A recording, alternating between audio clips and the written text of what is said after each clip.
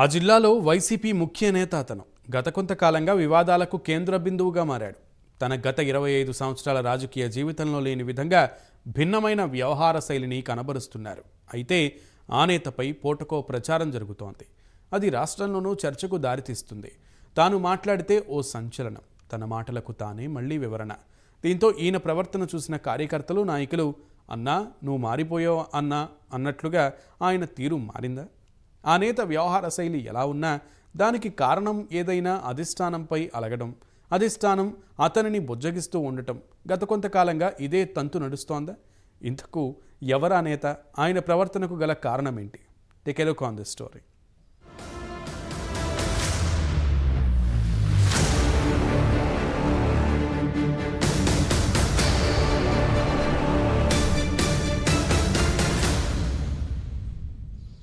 ప్రకాశం జిల్లా ఒంగోలు నియోజకవర్గ మాజీ మంత్రి, ప్రస్తుత ఎమ్మెల్యే బాలినేని శ్రీనివాసరెడ్డి.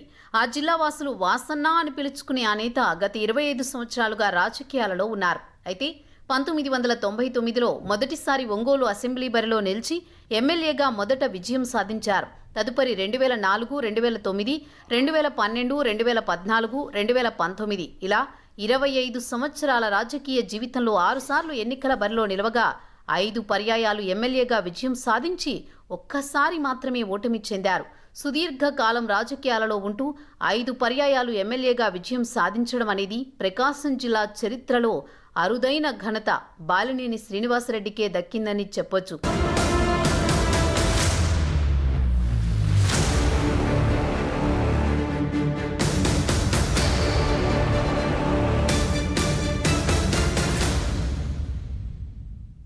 అలాగే తన సుదీర్ఘ రాజకీయ జీవితంలో ఎన్నో ఆటుపోట్లు, ఎన్నో ఎదుర్కొన్నారు. తాను విద్యార్థి నాయకుడిగా వచ్చి 1999లో ప్రత్యక్ష ఎన్నికల్లో మాజీ ముఖ్యమంత్రి నేదురుమల్లి జనార్దన్ రెడ్డి నాయకత్వంలో ఒంగోలు కాంగ్రెస్ ఎమ్మెల్యేగా గెలుపొందారు. తదుపరి సమీప బంధువైన వైఎస్ రాజశేఖర రెడ్డి ఆశీస్సులతో 2004, 2009 కాంగ్రెస్లో ఒంగోలు ఎమ్మెల్యేగా గెలిచారు.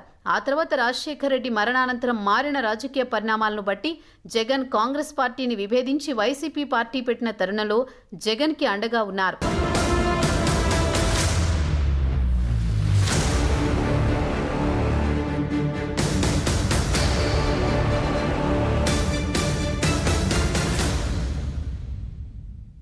అంతేకాకుండా జగన్ ఒంటరిగా నిలిచిన సమయంలో బాలినేని శ్రీనివాసరెడ్డి తన మంత్రి పదవిని, ఎమ్మెల్యే పదవిని తృణప్రాయంగా వదులుకున్నారు. అలాగే తన రాజకీయ భవిష్యత్తు ఏమవుతుందో అని ఆలోచన చేయకుండా రాజకీయాల కన్నా బంధుత్వమే ముఖ్యమనుకున్నారు. అప్పట్లో కష్టాల్లో ఉన్న జగన్కు అండగా నిలవడంతో పాటు అప్పట్లో ఉమ్మడి ఆంధ్రప్రదేశ్లో ఉన్న బాలినేని శ్రీనివాసరెడ్డిని హీరోలాగా చూసేవారు. తదుపరి 2012 బై ఎలక్షన్స్లో వైఎస్ఆర్ పార్టీ నుండి ఒంగోలు అభ్యర్థిగా నిలిచి ఆర్థికంగా నష్టపోయి మరీ విజయం సాధించారు.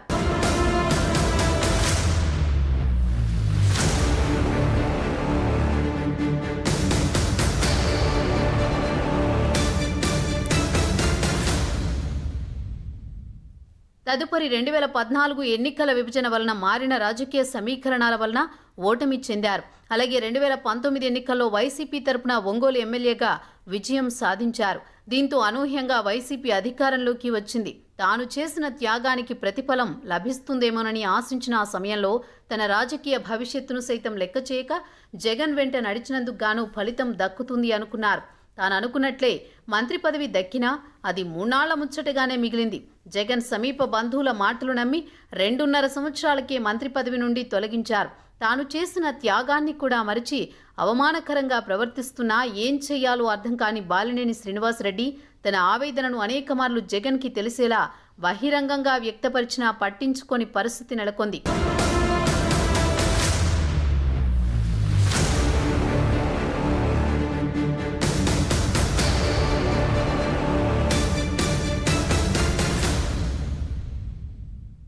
అయితే జగన్ చివరికి తన ఒంగోలు అసెంబ్లీ స్థానానికి కూడా ఎసరు పెట్టే విధంగా వ్యవహరిస్తున్నారు.